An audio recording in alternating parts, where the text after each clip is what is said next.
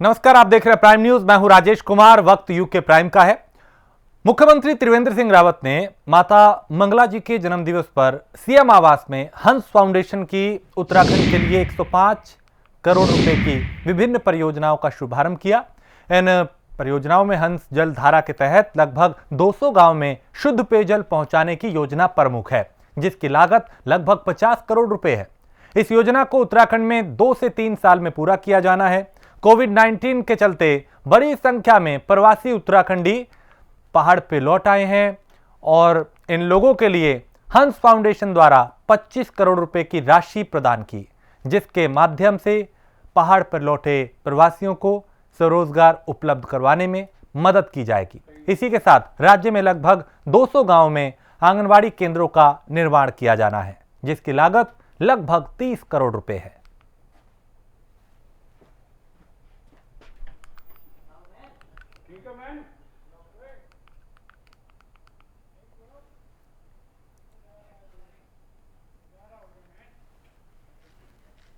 सबसे पहले तो मैं बधाई देना चाहूँगा पूज्य माता मंगला जी को।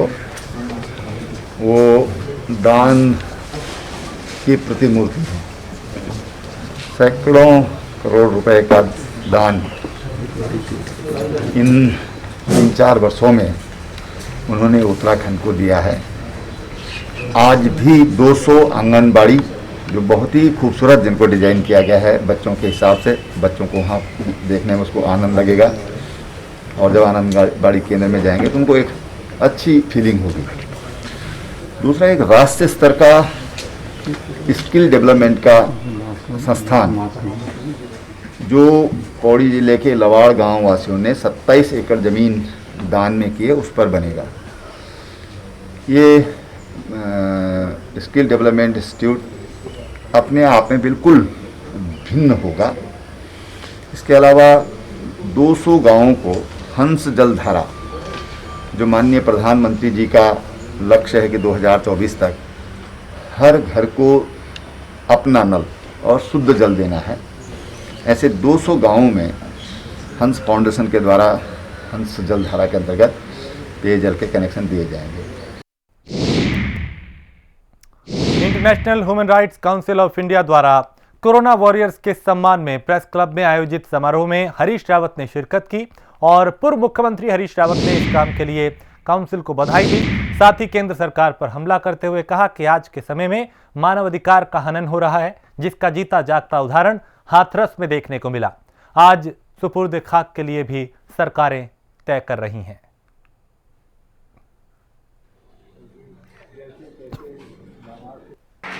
नेशनल ह्यूमन राइट काउंसिल है और इसकी जो हमारी स्टेट यूनिट है यहाँ की, वो लोग मानव अधिकारों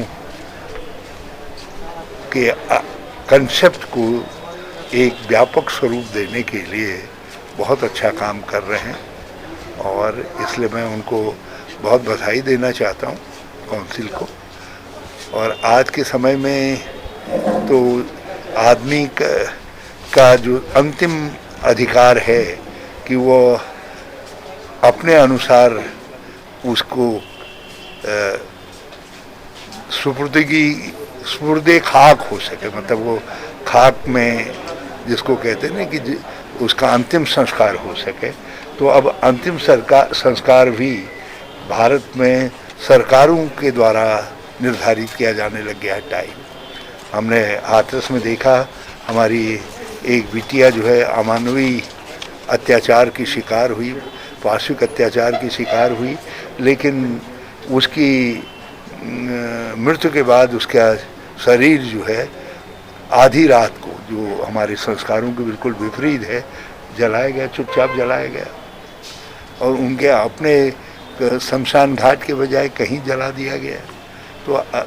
तो ऐसे समय में जब आदमी का अंतिम संस्कार का अधिकार भी आज खतरे में है, तो ह्यूमन राइट्स के इश्यूज़ को जो है व्यापक रूप से डिस्कस करने की और उसके लिए एक जागृति पैदा करने की आवश्यकता है और काउंसिल ये काम कर रही है। सर, हाई कोर्ट हरिद्वार में कांग्रेस नेता हरीश रावत द्वारा चलाए गए बेरोजगार रैली पर कटाक्ष करते हुए उत्तराखंड बीजेपी प्रदेश अध्यक्ष बंशीधर भगत ने कहा कि हरीश रावत सिर्फ अखबारों और टीवी में छाए रहने के लिए कुछ ना कुछ करते रहते हैं। आगे उन्होंने कहा कि हरीश रावत खाली बैठे हैं, कोई काम ना होने की वजह से इस तरह के आयोजन करते हैं।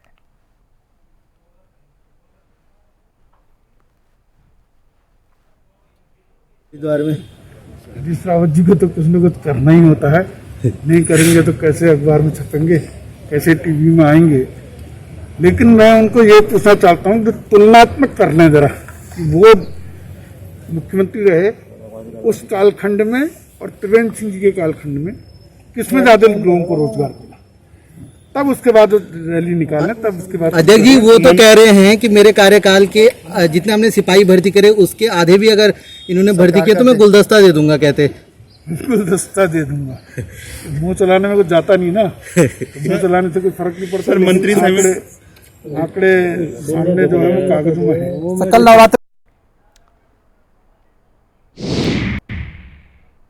हल्द्वानी में नेता प्रतिपक्ष इंदिरा हृदयेश ने प्रदेश की कानून व्यवस्था को लेकर सवाल उठाते हुए कहा कि जब मंत्री और अधिकारियों के बीच ही सामंजस्य न हो तो लॉ एंड ऑर्डर खराब होगा ही। उन्होंने कहा कि मंत्री अब अधिकारियों की नहीं सुनते और इससे बड़ा मजाक सरकार का कुछ नहीं हो सकता, क्योंकि जब आपसी तालमेल नहीं होगा तो प्रदेश की कानून व्यवस्था नहीं सुधर सकती।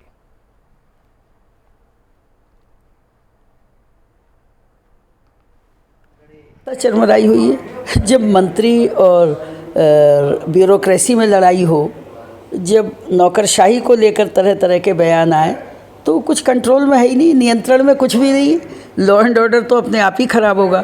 जब मंत्री कहता हो कि हमें इनकी चरित्र पंजिका भरने की परमिशन दी जाए, तो ये अजीब अजीब बातें मैं इस बीच सुन रही हूँ, जैसे कोई अज्ञानी, नादान या बिना जानकार लोग बैठे हों। और मुझे तो अवसर मिलेगा तो मैं सदन में ये बात बोलूँगी, इस तरह खिल्ली मत उड़वाइए, इससे सरकार की खिल्ली उड़ती है, मजाक उड़ती है, मजाक उड़ रहा है। तो इसे लॉ एंड ऑर्डर कहाँ रहेगा जब नौकरशाह को लेकर मंत्री उनकी सीआर भरने के लिए बेचैन घूम रहे हैं। और भारतीय जनता पार्टी अपने हाईटेक प्रदेश कार्यालय का शिलान्यास कल करने जा रही है। कार्यालय अत्याधुनिक है तो शिलान्यास कार्यक्रम भी दमदार किया जा रहा है। राष्ट्रीय अध्यक्ष से लेके सभी सांसद, मंत्री और विधायकों को कार्यक्रम के लिए निमंत्रण दिया गया है। बीजेपी प्रदेश अध्यक्ष का कहना है कि राष्ट्रीय अध्यक्ष जेपी नड्डा कार्यालय का वर्चुअल शिलान्यास करेंगे, वहीं राष्ट्रीय मीडिया प्रभारी अनिल बलूनी भी उनके साथ मौजूद रहेंगे।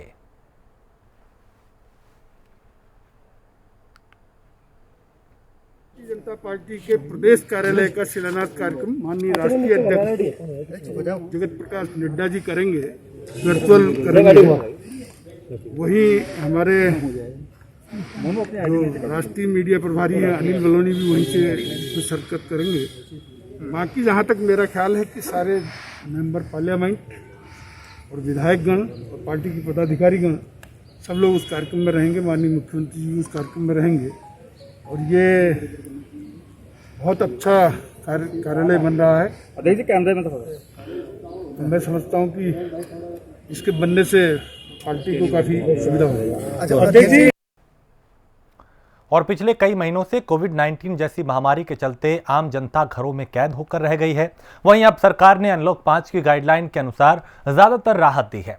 अब त्योहारी सीजन को देखते हुए पुलिस महानिरीक्षक गढ़वाल अभिनव कुमार ने जनता से अपील करते हुए कहा कि कल से नवरात्र की शुरुआत के साथ ही त्योहारी सीजन शुरू होने जा रहा है, लेकिन सभी लोग खुशी मनाने के साथ कोरोना के प्रति जो सावधानियां हैं उनका ध्यान जरूर रखें।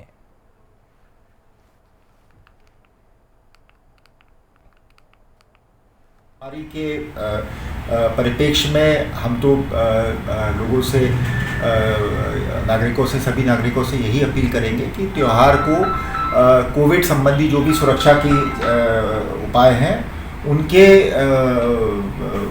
मद्देनज़र त्यौहार को मनाया जाए। तो सोशल डिस्टेंसिंग, मास्क इत्यादि इन सभी चीज़ों का ठीक से पालन करते हुए इसको त्यौहार को मनाया जाए।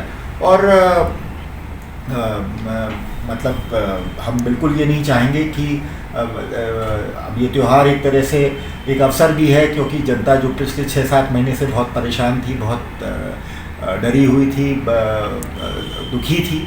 एक तरह से ये त्यौहार एक अवसर है उसको थोड़ा सा किनारे करके अपने परिवार के साथ थोड़ा खुशियाँ मनाने का।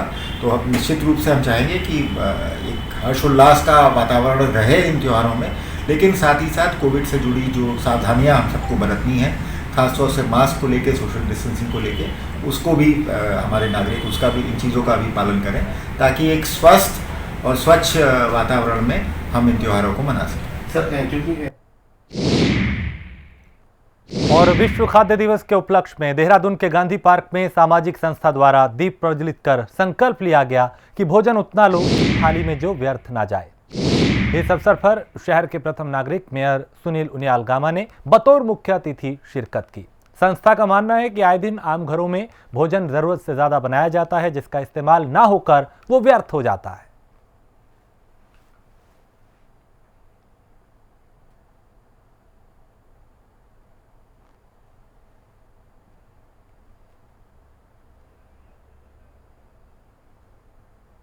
तो भोजन बचाने की जो मुहिम है वो एक तरह से चलाई जा रही है ताकि वो व्यर्थ ना हो, उतना ही थाली में लिया जाए जितनी जरूरत हो।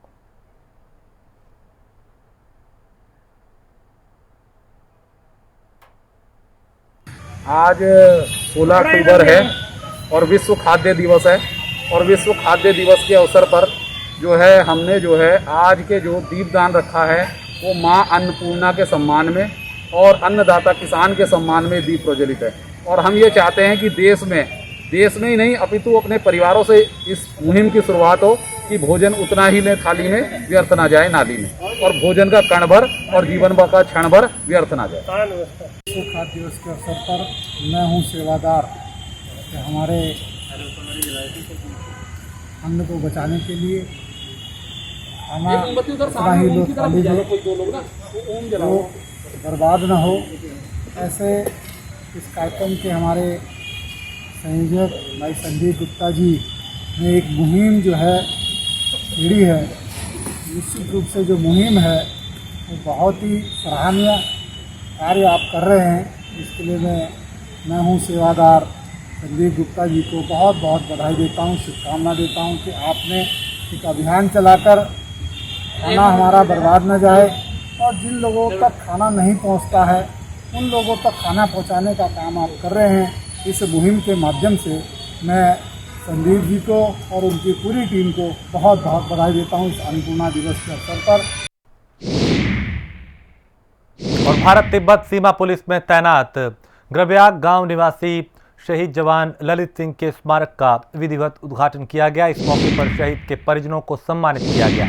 शहीद की स्मृति में 7वीं वाहिनी ITBP मिर्थी द्वारा शहीद स्मारक का निर्माण किया गया था।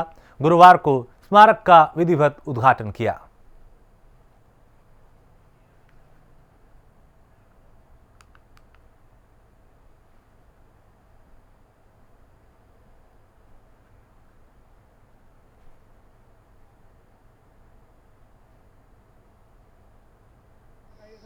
लगातार अपने शहीदों के लिए इस तरह के कार्यक्रम करती रहती है।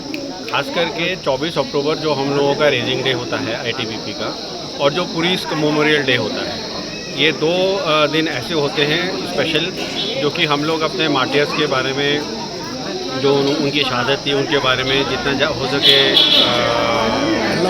उनका प्रचार करें, बताएं। तो ये एक एनुअल फीचर रहता है हमारा, हम लगातार इसको करते रहते हैं।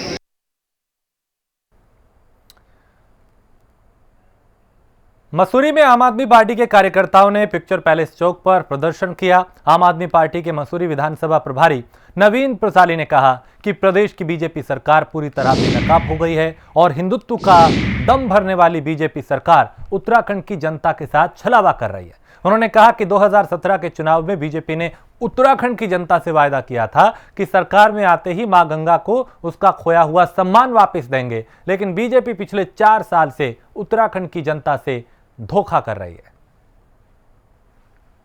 देवभूमि में मां गंगा का अपमान नहीं चलेगा, नहीं चलेगा, नहीं चलेगा।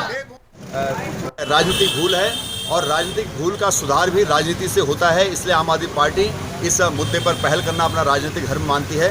जैसा आप सभी को पता है कि 2016 में एनजीटी का एक आदेश आता है। उस आदेश के मुताबिक गंगा जी के मध्य से 100 मीटर दोनों तरफ प्रतिबंधित जोन बनाया गया था, जिसमें काफ़ी सारे लोगों के होटल आ रहे थे जो सत्ता में अपना रसूख रखते थे।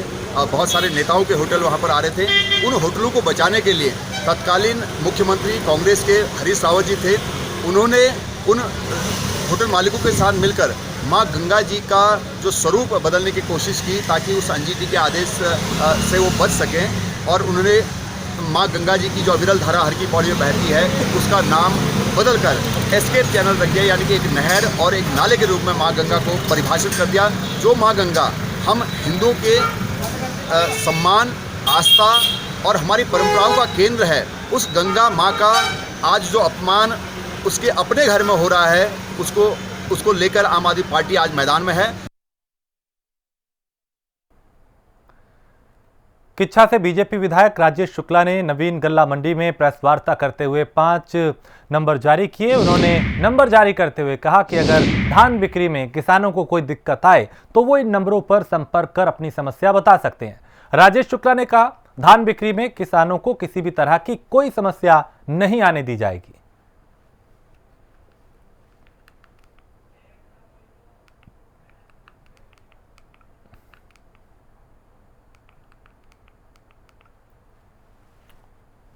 तो विधायक ने कहा कि किसानों की समस्याओं को दूर किया जाएगा। जो रुद्रपुर किच्छा क्षेत्र के किसान हैं, कठिनाइयां मुझे सामने दिखाई दी। उसके बाद इसी कक्ष से बैठकर हमने जो व्यापारी प्रतिनिधि हैं उनसे, जो किसान प्रतिनिधि हैं, ताकि हमारे किसानों को असुविधा ना हो। हम हर किसान के द्वारा लाए गए धान को खरीदने के लिए प्रतिबद्ध हैं।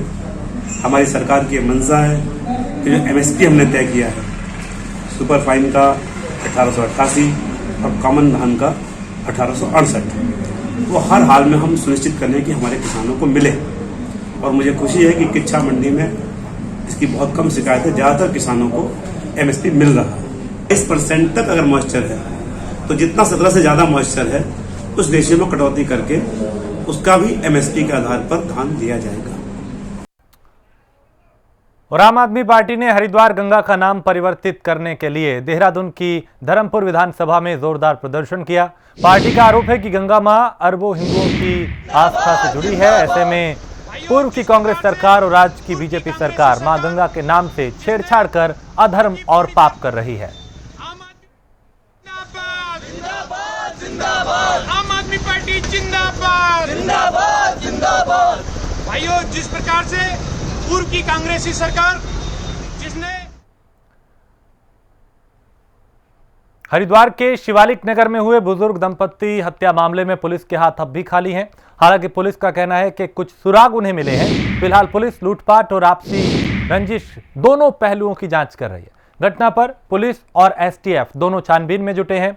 बता दें कि बुजुर्ग दंपत्ति की हत्या के बाद पुलिस के बड़े अधिकारी भी हरिद्वार पहुंचे थे। दोहरे हत्याकांड का खुलासा अब तक नहीं हो पाया। ऐसे में IG गढ़वाल अभिनव कुमार ने पुलिस को 1 हफ्ते के भीतर हत्याकांड पर खुलासा करने का समय दिया है।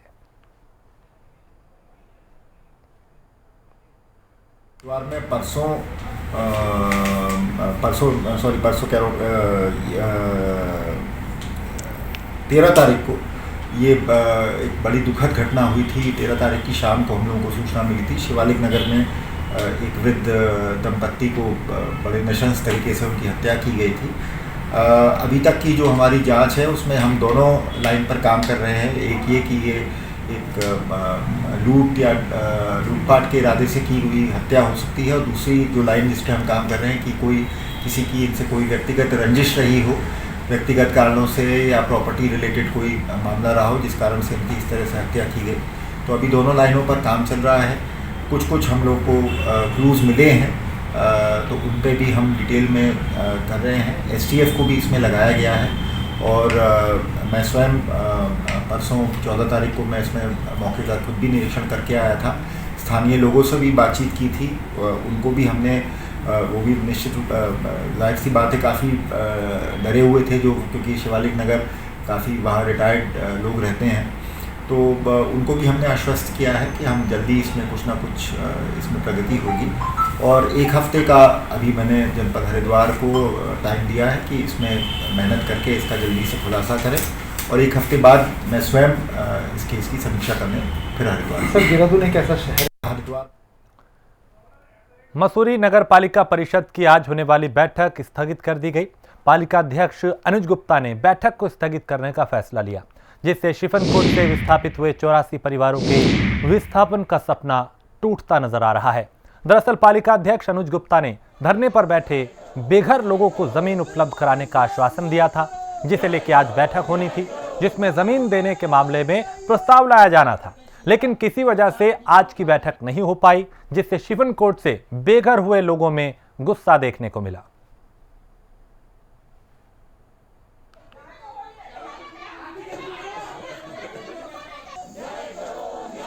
तो इस बैठक में इन विस्थापितों को उम्मीद थी कि इनके लिए कुछ बेहतर होगा, कुछ समाधान निकलेगा, लेकिन बैठक को स्थगित कर दिया गया और इनका गुस्सा यहां पे दिखाई दिया।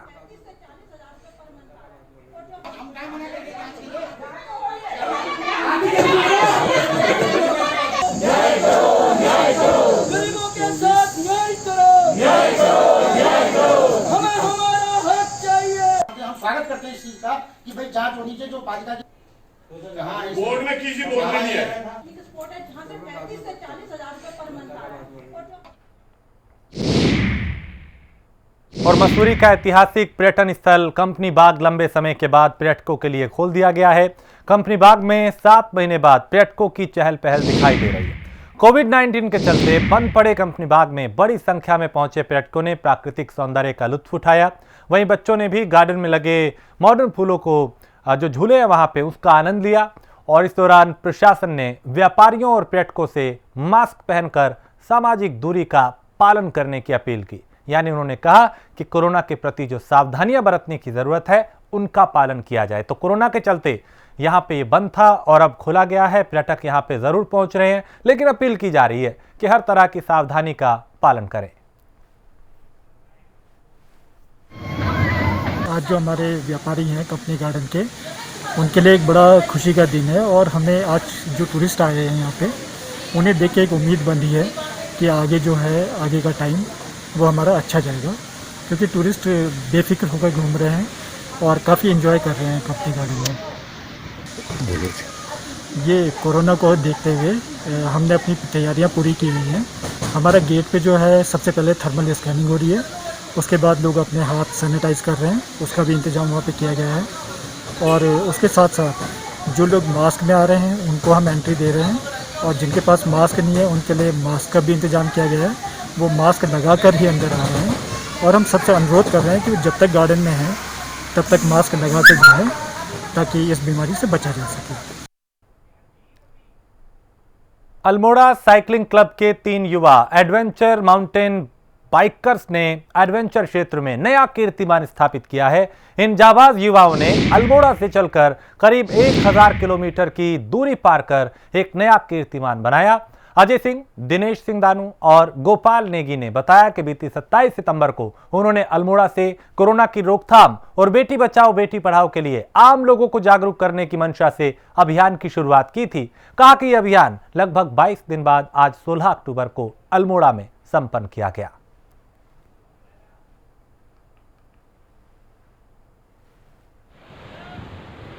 मेरा नाम दिनेश सिंह दानू है, मैं एक साइकिलिस्ट हूँ और हमने ये पंच केदार की यात्रा 27 तारीख को आरंभ की, जिसमें अजय सिंह फर्तियाल, गोपाल सिंह नेगी शामिल रहे। और हमने बागीशहर होते हुए पिंडारी घाटी, शंभू घाटी, मारतूली होते हुए हिमनी पहुँचे और वहाँ से हमने केदारनाथ, तुंगनाथ, मदमेश्वर, रुद्रनाथ, कल्पेश्वर की यात्रा पूरी साइकिल से की और लास्ट में बद्रीनाथ पहुँचे। आज हमारी यात्रा समाप्त हुई और जिसमें कि मैं सरकार से गुजारिश करना चाहूँगा साहसिक गतिविधियों में थोड़ा सा फोकस करें। धन्यवाद। मेरा नाम अजय है, मैं अल्मोड़ा से बिलोंग करता हूँ और मैं एक साइकिलिस्ट हूँ। तो हमने ये यात्रा 27 सितंबर को स्टार्ट की थी और इस यात्रा में हमें बहुत कहीं पे दिक्कत आई, जैसे बज्जागौड़ से बोरबलारा तक हमें बहुत दिक्कत आई। जो रास्ता मतलब जहाँ इंसान नहीं चल पाता अच्छे से, वहाँ हम साइकिल लेके, हाथों में साइकिल लेके और कंधे में बैग लेके, 15 किलो का बैग लेके हम उतर रहे हैं वहाँ से और मतलब जहाँ इंसान नहीं पहुँच पाते वहाँ साइकिल लेके डाउन जा रहे हैं और रात सुबह घना जंगल था, वहाँ भालू के पंजों के निशान देखे हमने, तो थोड़ा घबराहट जैसी हुई, पर हम हिम्मत नहीं आ रही, हम चलते गए तो यही मतलब। और रात को हमने मतलब 10 बजे तक कवर करा पूरा रास्ता, हो जंगलों को मतलब पूरा कवर करते हुए गए। उसके बाद धन्यवाद। और इसी के साथ इस बुलेटिन में इतना ही। देश प्रदेश की बाकी खबरों के लिए आप देखते रहिए प्राइम न्यूज़।